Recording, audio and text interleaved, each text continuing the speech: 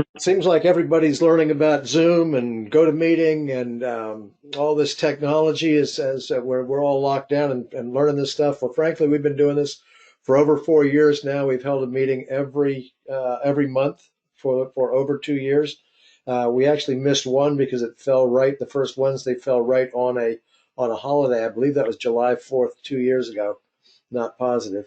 But we made that up because we actually held two meetings last month, and we may actually have two meetings this month. So stay tuned to see if something comes up soon.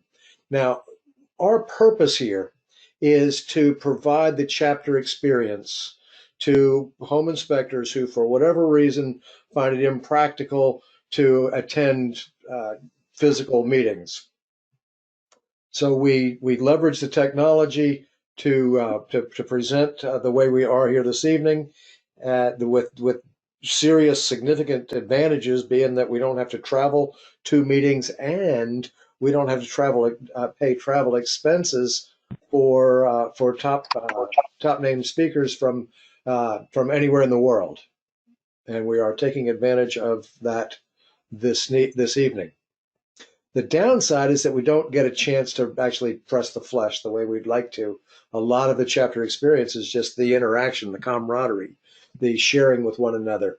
Now, we do have a meeting after the meeting, a short social event after what we just call the meeting after the meeting, and everyone here is welcome to attend that.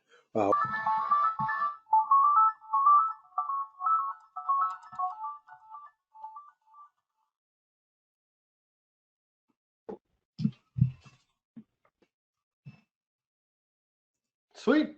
Thank you, Hollis. Appreciate it. Thanks for having me out, guys. So this is all about content-driven growth and internet marketing. I'm basically going to share a lot of ideas, things that you can do online to get more business. And it's going to be tips for your website, maybe a little bit of SEO stuff here and there. I'm not the expert on SEO, but I'll share what I have done that has worked for me. I never claim to have all the answers. All I'm sharing today is what I have done that has worked. I don't claim to be a professional online marketer, whatever, but I've done a lot of things that have worked well. If you'd like a copy of any of this information, here's the link. Take your phone and take a picture of that or something like that, because I think I'll have about 50 slides on here. There's going to be some stuff you may want to write down, but even better yet, just go here. The entire presentation is available on Google Slides. So if I change this in the future, you'll get whatever I change. It'll be live. If I shared it properly, everybody should have access to that. I'm sure before we're done today, if it's not working, somebody will let me know. And I'm just checking the comments here. Oh, Sean just posted the comment.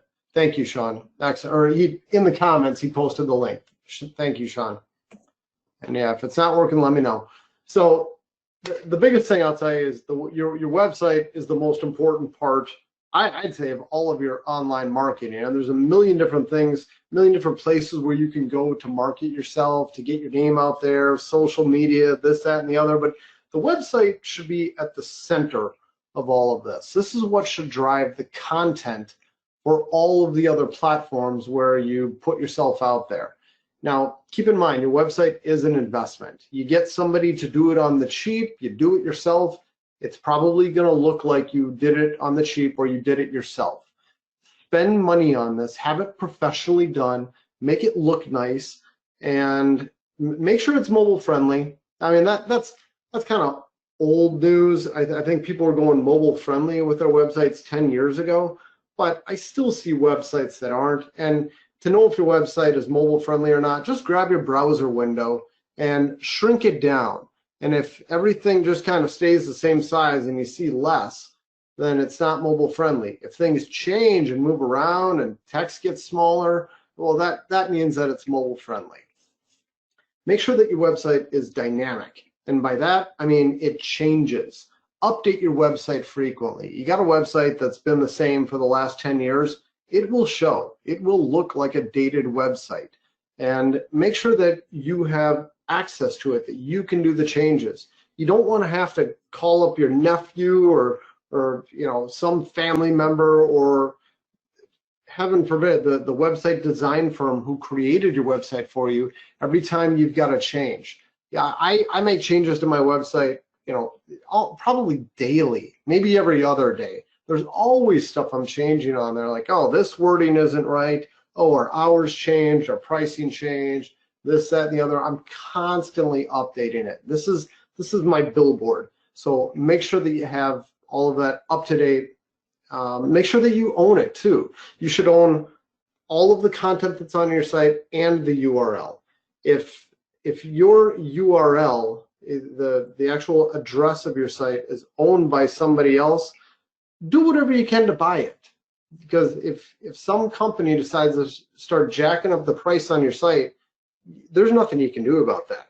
So make sure you have that. I have somebody asking what platform are you using. Bruce asked what platform, and personally, I've been using WordPress for maybe the last 12 years or so. I'm in the middle of switching over to Squarespace. I'm a little worried. It took a lot of convincing to get me to switch over to that. I don't know if it's the right move or not. Ask me in a year and I'll tell you if Squarespace was worthwhile. But SEO optimized, that's kind of basic stuff. I can't give you a lot of advice there. Talk to a SEO professional on that.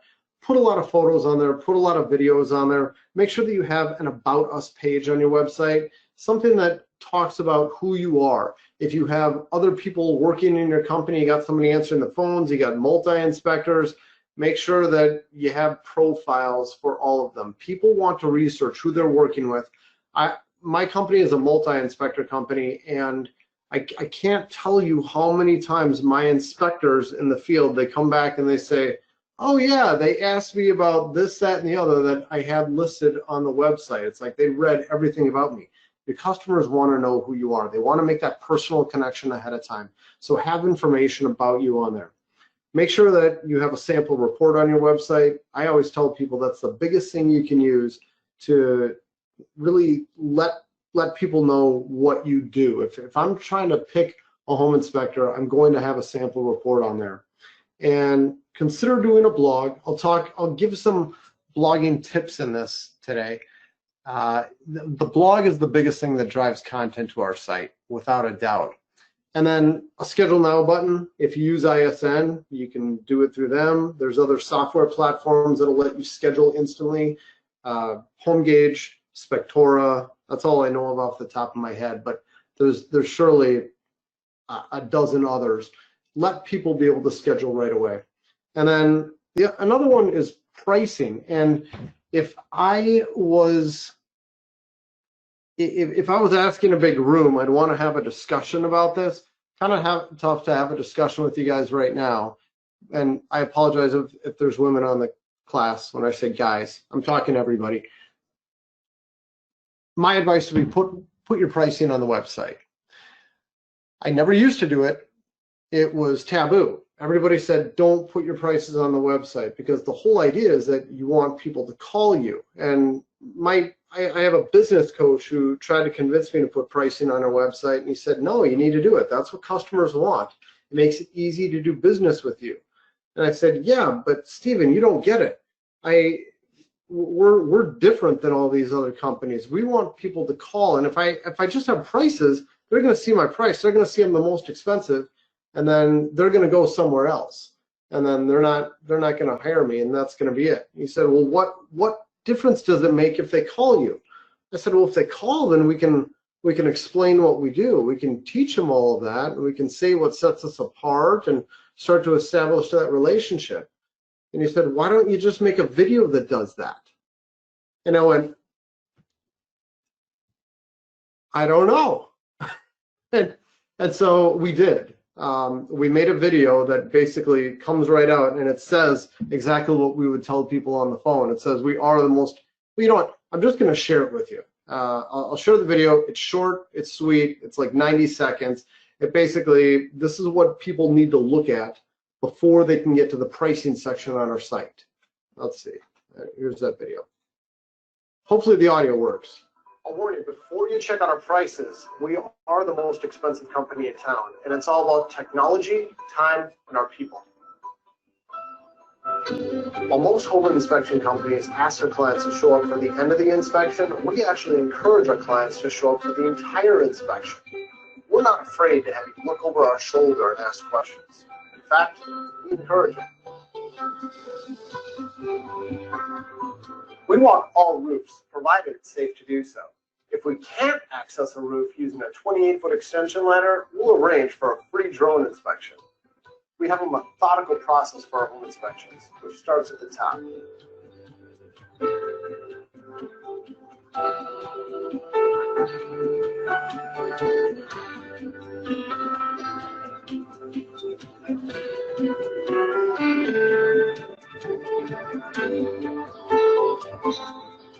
Yes, we enter the attic too, and we never leave a mess.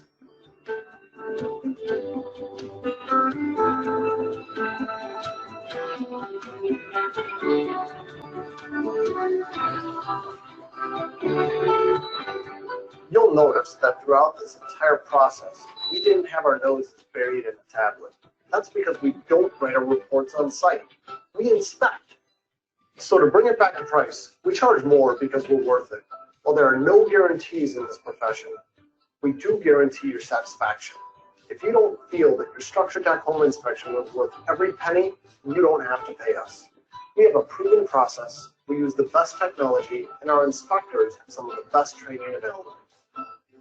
Schedule your home inspection online by scrolling down below this video, or if you have any questions, give our office a call. So that's our quick little sales video sharing what our process is. It's designed to take the place of people calling our office and getting prices.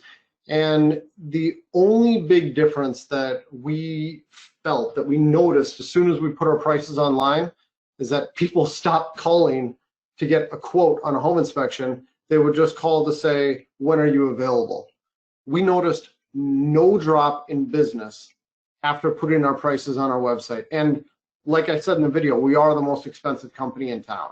I mean, I don't know what everybody in my market charges, but I've got a pretty good idea. We do a survey of our market every couple of years, and we ask all the home inspectors we can find, what do you charge for this size house? We know what our competition is charging. And yeah, we're unabashedly the most expensive, but it doesn't hurt. It's okay. We stay busy. So I'm telling you, put prices on your site if you have a way of overcoming objections. I'm a strong proponent of that. Next, other don'ts for your website. Don't say a purchase is a large investment. Everybody knows this. It's like the thing that home inspectors love to do, to remind everybody, this is the biggest purchase you'll ever make. Stop it. Everybody knows that. You don't need to say it. Don't say that you offer peace of mind.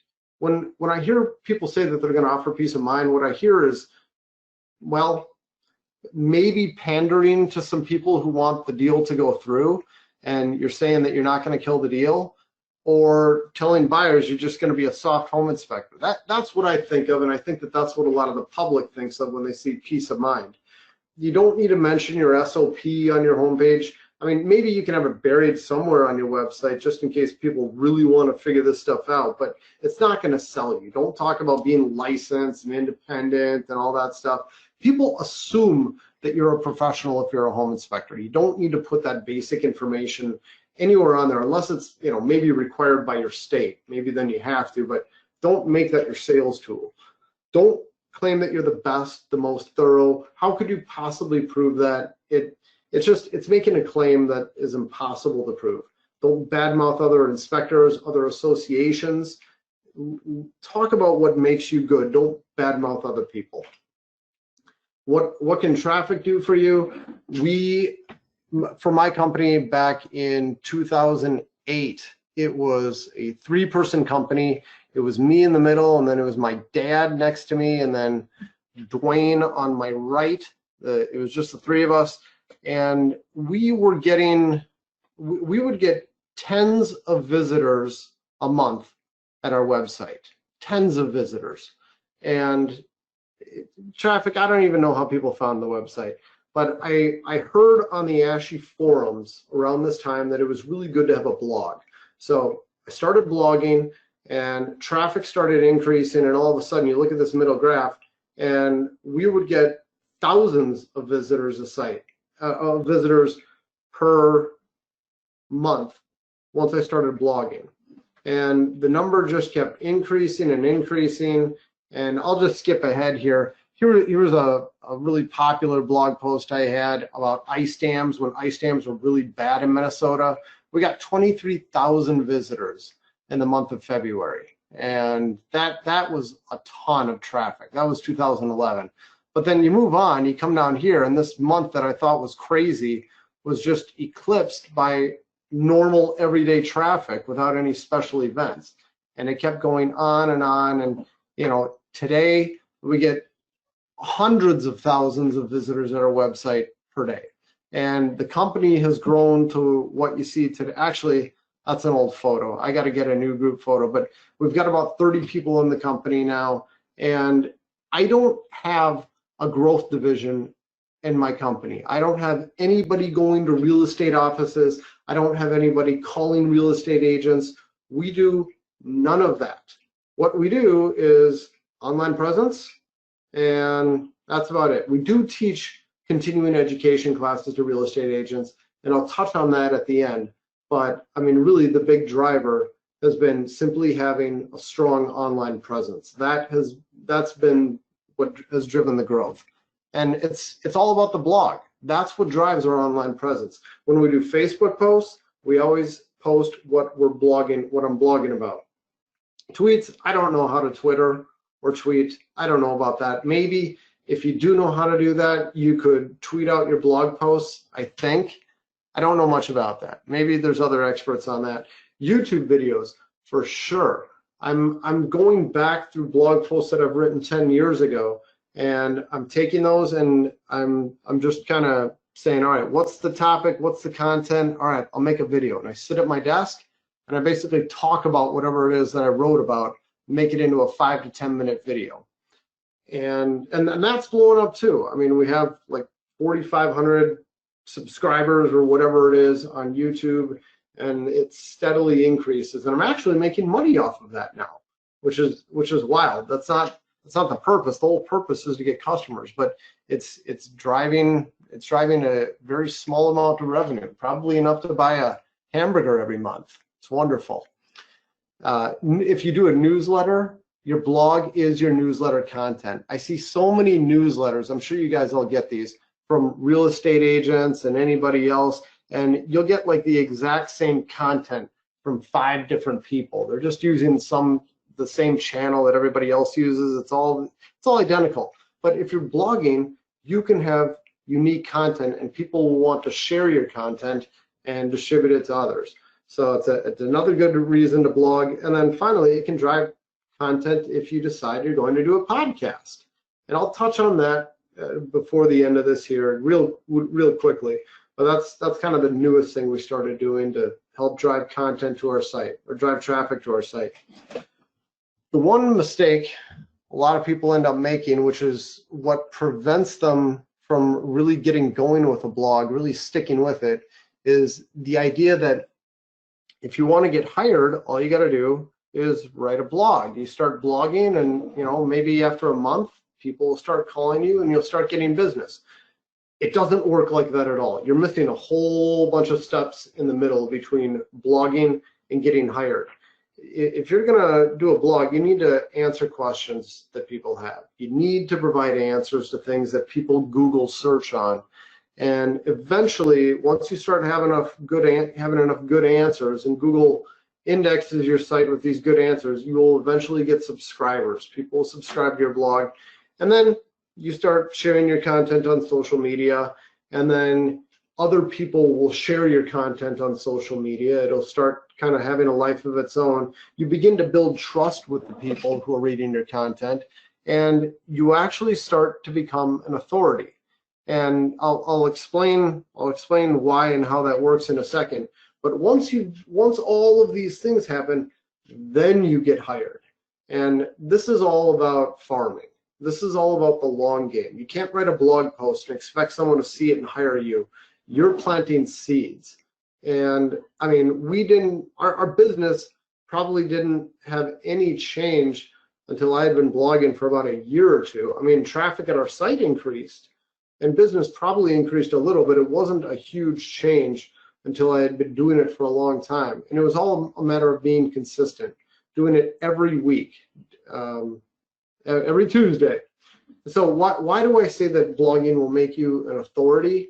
It all has to do with how much you end up learning in the process.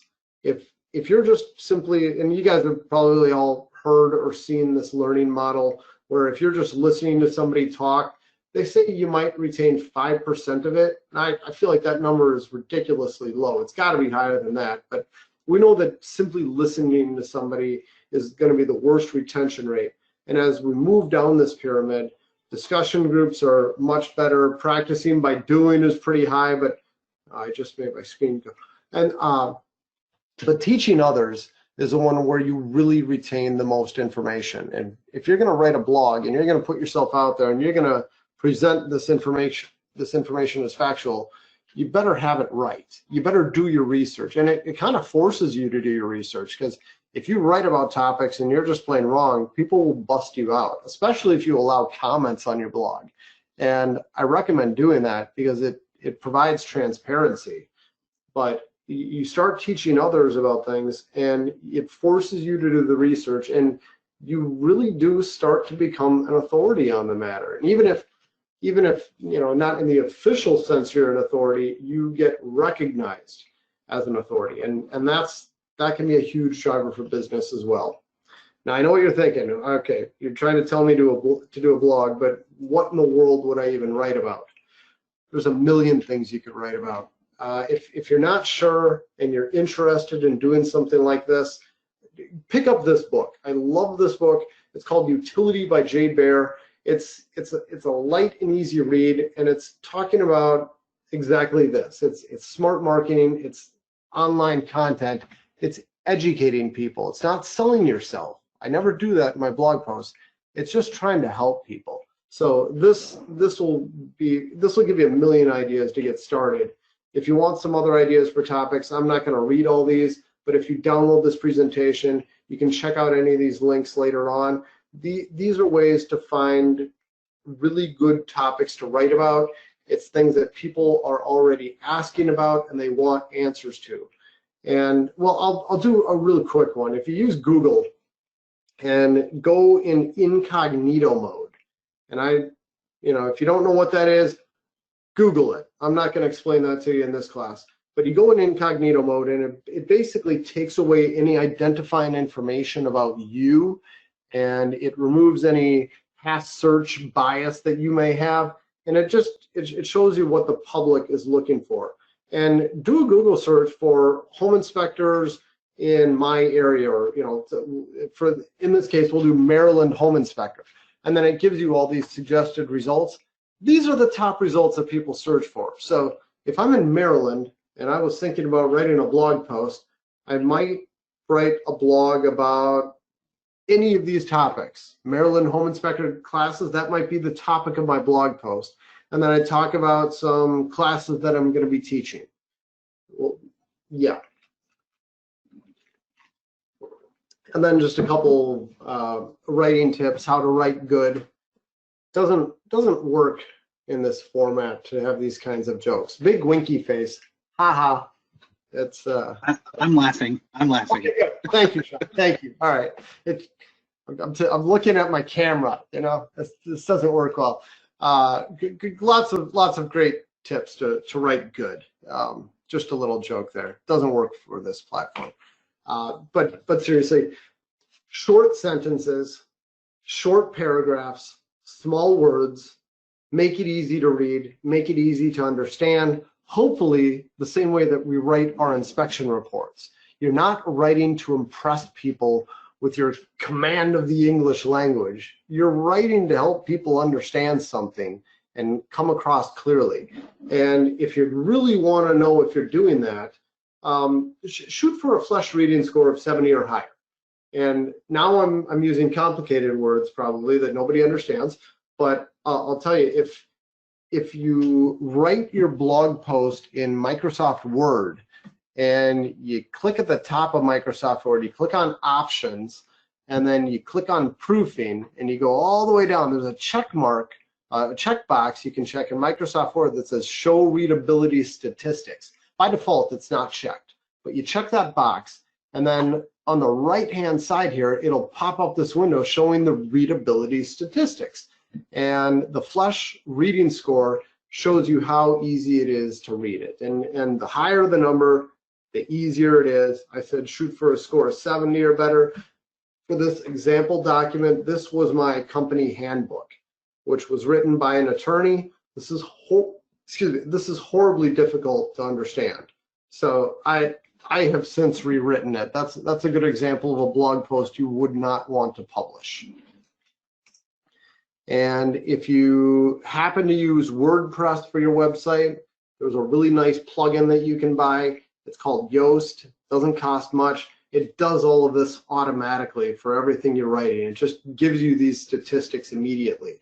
And then it gives you a bunch of other tips, and I won't get into all of it, but if you're gonna do a blog, you got WordPress, buy Yoast. It's the best plugin. This plugin alone almost prevented me from making the switch over to Squarespace, just because I love this plugin so much. And then, like I said, right to be understood, not to impress people. Here's just an example of words that you may want to try to avoid. And I mean, I'd make the same recommendation with the way that you write your home inspection reports. Here's a bunch of words that are really simple and easy to understand, or you could replace them with more difficult, smart sounding words. Don't do that. Use the easy version of these words every time you can. And there's a longer example. Should we read all of these aloud one by one? No, just kidding. All right. Be specific with your topics. I remember when I first started blogging, I was like, all right, I'm going to blog about why you should get a home inspection and what's the difference between a home inspection and an appraisal. And I wanted to do all these things that, you know, if you read any home inspection blog, they surely have all of these topics covered. And you're going to have a lot of competition for topics like that. There's no way you're going to rank. If you want to rank, if you want to be found, write about really specific stuff. And I'm showing you the top blog posts on my site. And I don't remember when I took the snapshot, but the most popular blog post at the time was a leaking relief valve at a water heater. It was a blog post talking about why the relief valve is leaking and what to do about it. And for whatever time period I showed the snapshot, 6.72% of my traffic for this period, over 400,000 views, it might have been a year's worth, was on that one blog post alone. The next one, moldy shower cock. Third one, this was about dishwasher drain installation errors. That made up over 4% of the traffic on my site. Who in the world would search out dishwasher drain installation errors? Apparently a lot of people. It was a very popular post. The more specific you are, the higher it's going to rank for that search.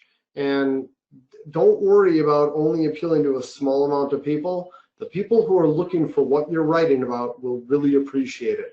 So you get some random question from your client like, hey, what's that doohickey up there and what does it do? You know, what's the sprinkler sensor? Write a blog post about it. Research sprinkler sensors and how they work and how the water will shut it off for this period of time, and take a bunch of pictures of different ones, and you'll be an authority on that topic. So be specific. A few more tools. I already talked about WordPress and Yoast. Grammarly is one of my favorite plugins as well. That's just something that goes on your Google Chrome browser, and it tells you when you misspell words and you have grammar issues and all kinds of stuff. It's constantly checking your writing, but it won't help you write well. I'm laughing again. All right, thank you, Sean. What platform do you use for blogging? I have been using WordPress, but it's going to switch over to Squarespace. Gotcha. Why? Because my website person talked me into it. They know more about it than I do, and he insisted that it's going to be much easier for me to make design changes.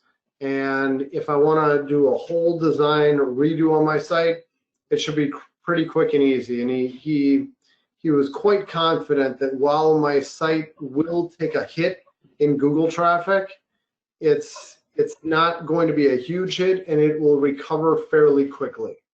And I trust him. So ask me a year from now if it was a good idea. We'll see. And I still own the domain name.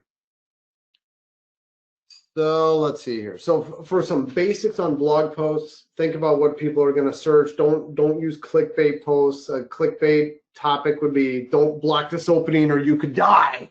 But if you want good long-term search results, your post will be called combustion air ducts.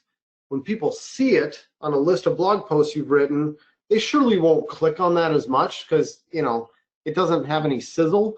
But when people are looking for that topic and they see that title, they will click on it. So don't, you know, again, we're going for the long game here. We're not going for clicks. So be specific with your keywords. Don't dilute. Don't use like 20,000 keywords for every blog post. Write what the post is about for your keywords, and that's it. If you don't know what a keyword is, well, it's I don't have time for it here. Save this. When you start a blog, come back and review this again. I got too much other stuff to talk about. We're going till 8:30, right? Or 9:30 your time, right? Correct. Yeah. Okay, cool. All right. So as far as word count goes, I'd say there is no magic number. 500 words is a good start. It's usually what I shoot for. I've heard that Google will rank things higher when you have more words. I don't know that for certain. This is just what I've heard anecdotally. I've read that on a bunch of sites, but I also don't like the idea of using more words than you need to convey a topic. If you've got something short and sweet and you can say it in 200 words, well, write a 200-word blog post. Maybe have a bunch of pictures. Content is king. It's all about having good content. That's really what Google likes. And don't cheat on it. Don't try to get fake subscribers. Don't try to copy other people's content. Google will penalize you. It needs to be original content. And when you're writing your posts, a big piece of advice, I made this mistake early on, is I would be writing about something and I'd go, oh, you know, I'm talking a lot about combustion air ducts, and heat recovery ventilators affect that. And if I'm going to bring up heat recovery ventilators, I should explain what those are in this post too. Now I'm diluting my post. Now I really have two different topics. And it's really tempting to just make something really long and explain a bunch of different stuff, but don't do that. Chop it into 2 posts, so 3 posts, or 4 posts, and split it all up, and it'll save you work in the future. Now you've got your next 4 blog posts all taken care of. Be consistent with it. You know, for me, I do it every Tuesday, whatever it is. Hold yourself accountable, or find somebody else to hold you accountable. And I mean, that's really the most important thing, is to be consistent. Don't have any secrets about it. Don't think that you're special. I talked to Hollis talked about this right when he started this, and I appreciate what he said, because I ran into so many home inspectors who I'd say, hey, can I, and this was just trying to find somebody for a family member outside of Minnesota. And I'd talk to so many home inspectors and say, hey, can I get a copy of your sample report? I couldn't find it on your website. And they're like, no, that's my content. That's my lifeblood. I'm not sharing my report with other people. And it's like, what are you thinking? You're not special. Anybody can do this. We just want to see what it is that you do. So lose the mindset that people are going to steal your content. As long as you're coming up with new stuff and you're doing a good job, people won't catch you. Go ahead and recycle blog posts. I just told you I'm recycling all of my old posts and making them into video posts. And as I do that, I'm reposting them from 5-10 years ago, whatever it was. I'm updating the content a little bit, and I'm just posting it again. I do the same post every fall. You know, Reuben, I don't, excuse my interruption, but you reminded me of, or I guess I'm finding myself reminded of, of back in the day when when we collectively were trying to figure this stuff out. When Google when Google became a household term, and some people don't remember before Google, but I had a paper brochure that I had I had it professionally designed. It was a very nice, but it was a piece of paper because the internet didn't exist, and I took it around real estate offices. So when I created my first website, what I did is I stole my own content off my paper brochure and I put it on. I made each panel of the brochure a page on my new website, and then I started Googling to see Googling myself to see where I was in the search results. And one day only like a couple of weeks after I'd put it up, I Googled like some of the phrases in the content of my website to see if Google had indexed this stuff. And I found where someone had completely stolen all of the content. It had different graphics, but it was exactly word for word my website. Oh, yeah, Hollis, I've got a folder full of sites that have stolen my content. It happens all the time. You wouldn't believe how much plagiarism there is out there. And I just kind of shrugged. It doesn't hurt me, I feel. I mean, I know technically you have too much duplicate content. In theory, Google could lower your ranking, but I've never lost any sleep over it, and I've never pursued any of it. And to the best of my knowledge, I've never been affected by it. I'm on to the next blog post. So okay, so I'm not going to go over all the rest of this, but one thing I do want to mention at the end, because there's a question here. Keith asks, how many hours am I investing in all of this stuff? And for each blog post I write, I'd say I probably spend about 1 to 3 hours writing per week. For the rest of the content, sharing in all these other places, pretty much nothing. I mean, I'll share a photo. Well, I'll get to Facebook in a second, but it's about 1 to 3 hours a week. And I have this, I don't know if my camera's on, but I have this on my wall right back here. I always have time for what's important. I always remind myself of that. And we all have the same amount of time every week. We just have different priorities. And if you tell yourself it's important to make this content, to get your phone to ring, to update this on a weekly basis, you will make time for it. A few other things that I recommend reading. One is, well, I already said Utility by Jay Baer. A few other books. I'm not going to go over all these things. This is all fantastic marketing stuff. If you don't already have an Audible subscription, get an Audible subscription and just listen to these books while you're driving between inspections. You will be on fire to start a blog by the time you're done with a few of these. And I know the thing, people say you don't have time. Oh wait, I forgot I put the slide in here. This is what I just got done saying. Let's see if there's anything I forgot to say. Oh, at the bottom, it's not about, this is a book I just finished reading. It was Atomic Habits. And there was a good quote. He said, it's not about getting amped up to produce content every day. It's about being willing to produce content every day, even though you might be bored with it. So just do it. That's really what it comes down to. And a lot of people stop doing it because they get bored with it and they want to move on to something else, but be consistent. So what if your content sucks? What if nobody likes it? Great quote from Reid Hoffman, founder of LinkedIn. He said, if you're not embarrassed by the first version of your product, you've launched too late. I love that. And don't worry if it sucks, because I'll tell you, when you first start writing or doing videos or whatever, nobody's watching it anyway. Nobody's reading anything you write anyway. So it doesn't matter. So it's okay at first if it sucks. Just get going with it. And done beats perfect, and first always beats best. So get out there and get it done, and worry about perfecting it later. So for Facebook, excuse me, we share our stuff on there. Anytime I write a blog post, of course, we share it on Facebook. We share videos on Facebook.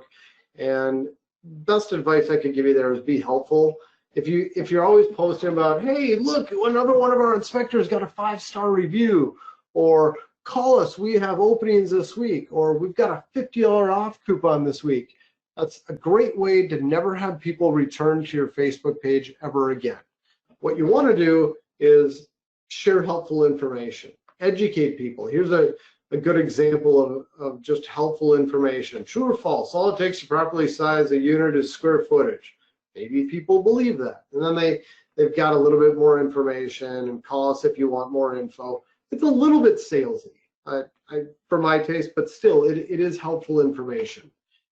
I track our website traffic. Facebook lets you do this. I'm not going to get into exactly how you do this. You can Google this if you want to, but if you want to see what to do on Facebook, my advice would be compare your page to other pages. Facebook lets you do this. It's all built in. It says, I want to compare my page and which ones you want to compare. And they'll give you a bunch of suggestions of home inspector pages. And then click on the other home inspector pages and see what other competitors are posting and do something similar. Here's a good example. This Vigilant Home Inspections. This guy's out of Iowa. This guy's killing it. And this screenshot I'm showing you here, this is from January. He's probably surpassed my page, my Facebook page at this point, because I mean, look at this. 27 posts a week. He's absolutely killing it. He's posting jokes I don't even get on here. Look at this photo. The fridge is filled with ice. It's like, that's awesome. We started doing Wordless Wednesday on our Facebook page. I just share a photo, no words, and it was great. It quickly became the most popular content that we would share on Facebook every Wednesday. And I've started seeing other home inspectors doing the same thing, posting their Wordless Wednesday photos. And I love it. It doesn't take anything away from what I'm doing. They're not ripping me off. It's none of that. It's just sharing fun stuff online. So look at what your competitors are doing and do the same thing. I see a quick question. Do you cross-post your stuff or write different ones for the different platforms? I cross-post, and the question is, do I change up the content for different places where I'm putting it? It's the same thing everywhere I go. Maybe I'm lazy. I guess if I worked harder, I would change the content and I would make it original, but no, I write one blog post and I share the exact same thing everywhere. And if someday that stops working, then I'll start changing up the content. But until then, it's working just fine. So that's all I have for the online portion of blogging, and that was 3/4 of this, but I got a few other things to talk about quickly, just getting in front of people online. In Minnesota, we got a stay-at-home order on the 25th of March, and I sent a mass email through ISN. If you don't know ISN, well, I guess all you need to know is I sent a mass email to real estate agents, all the agents who use us on a regular basis, just communicating with them, hey, we know there's a stay-at-home order, here's what's going on with us, here's where we're at. I recorded a video and I sent it all out to them saying, hey, we're still open for business, here's what we're doing to stay safe, yada, yada, yada. And to date, it was the highest open rate of any email we've ever sent. If you track open rates on your mass emails, you probably don't get very high open rates. Nobody does. But this was the highest one we've ever had. It was, over 2/3 of the agents who got it thanked us for it or read it. And I had a ton of agents send very nice thank yous, like, thank you for the information. We like knowing what's going on. That was a great video. Thank you for the positive message. Usually when we send out mass emails to real estate agents, there's always like 2 or 3 just really crappy emails. Like, who are you? I hate you. Don't ever email me again. How'd you get my name? And these are agents that we've done inspections for. So that was very well received. And it goes back to the point I made earlier. Done beats best. Just get it done. I didn't, I only had a couple hours to get this all perfected and the video done and all that, but we did it, we sent it out, and it was good. Of course, let your website do its job. Don't have people calling you saying, hey, are you still open for inspections? And this advice would be a little bit more relative 2 months ago when nobody had any idea what was going on throughout the country. But I mean, right away, we put a little blip at the top of our website saying we're still open for business. Here's what we're doing for COVID-19. You've seen a million other businesses do this, I'm sure. You should be doing the same. You should be having a banner on your site today. Put it on there tomorrow if you don't already have it, saying what you're doing to keep your customers and everybody else safe for COVID-19. People are looking for this information. The other thing that we've done to get business is teaching continuing education classes to real estate agents. After I've been blogging for many years, I had enough agents saying, you know, this is good content in your blog. We'd like you to teach this in person. And I basically had people beating down our door to teach CE classes. So we started offering one, turned into 2, then 3. Now we've got 5 classes that we teach. But of course, COVID hit and we couldn't teach those anymore. This is what we used to have on our site, saying we'll come to your office and we'll teach. And here's what our calendar looked like in February. We had all these classes that we're teaching in all these different real estate offices. And then, boom, April, calendar's cleared. Nothing. We had to cancel every class everywhere because nobody's meeting in person, nobody's doing squat. And we said, well, what do we do? Because we got agents like, hey, I still need my CE. I was planning to come to your class. What can you do for me? We went digital. And we switched our classes to GoToWebinar, exactly like I'm doing for you guys right now. And we ended up getting state approval, and we pushed hard to get this done quickly. I mean, as soon as we realized we couldn't do this, it was all right, get with the state, submit new classes, teach these online. We sent out one mass email in ISN with a header that said free online CE classes. And we offered all these different classes where people could register, a lot like you guys do for this. We posted on Facebook, ton of agents shared it. We're using GoToWebinar. I don't need to sell you guys on GoToWebinar. You know how this works. And when we were teaching classes in person, the minimum attendees, I would require, if I'm going to come to your office, if I'm going to drive across town and teach a CE class, you need to have at least a dozen agents there. I don't want to teach to 3 people. And sometimes I'd show up and I wouldn't even have a dozen people. It'd be like 8 people. And they go, well, yeah, sorry, we thought we'd have more. Yeah, it's okay. I'll teach anyway. So we'd want to have at least 12 people. With the new GoToWebinar, as soon as we sent that out, we had to implement a maximum. We set a maximum of 250. Our classes filled up like that. I mean, instantly, everything filled up. And we were teaching classes to 250 people at a time, twice a week. And we had to double the amount of classes that we were offering because so many people were complaining that our classes were all full. And there's what the new schedule looked like. We ended up doing them on Wednesdays and Thursdays.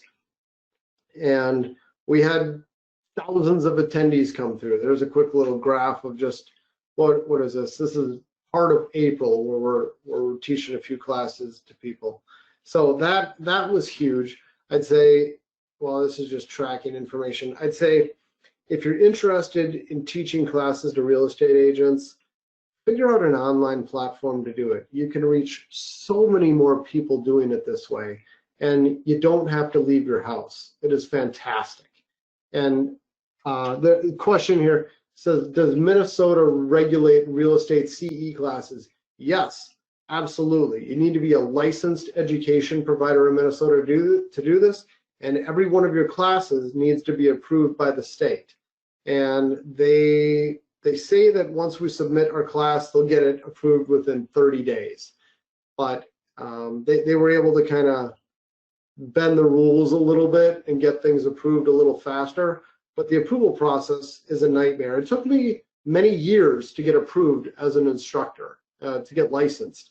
I almost hired an attorney to fill out the paperwork. It was such a pain in the butt, but I decided it was important. So that's why we pursued it. But for teaching classes of that size, it gets nuts. Just like for this presentation right now, I've heard Sean kind of moderating this. You got Hollis working on it in the background.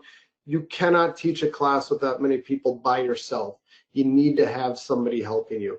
For us, for all the longer classes, I had me and Tessa, another home inspector in my company. It was both of us teaching these classes every time, because we teach 4-hour classes, and that's a marathon. It'd be nice to kind of throw it back and forth. Tell your staff, if you're going to be doing stuff like this, whoever answers the phones at your company, tell them to prepare. We would get just a flood of phone calls and emails saying, hey, go to webinar doesn't work. I can't turn my mic on and I can't get in and blah, blah, blah, blah, blah. And you would get a lot of questions. And then I found the more eyeballs, the more people see stuff. It's kind of, I think they call it the YouTube effect. No, I just made that term up. The more people that are there, the more, or the less reserved people are, and the more inclined they are to just pop off and say whatever they want, even when they're getting free continuing education classes. What I have on the screen here, this Reuben is horrible at explaining this. It's like listening to a pinball machine talk. That showed up in the comments, like people just writing comments, and it's like, I can see your name, I know who you are. And I remember reading that while I'm in the middle of talking, and I just kind of stopped. I stared at it, and then I continued talking. But people will say crazy things when they think that you don't notice. So be prepared for that if you're going to be teaching large classes. And then I'll skip the rest of that.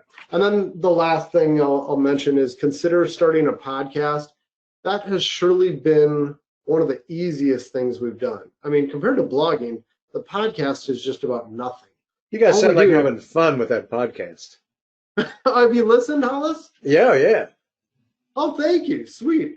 If you want to hear it, you go to it's structuredtalk.com is where we've got our podcast, and it's me, Tessa, and Bill, 3 home inspectors, and they're usually about 20 to 30 minutes long.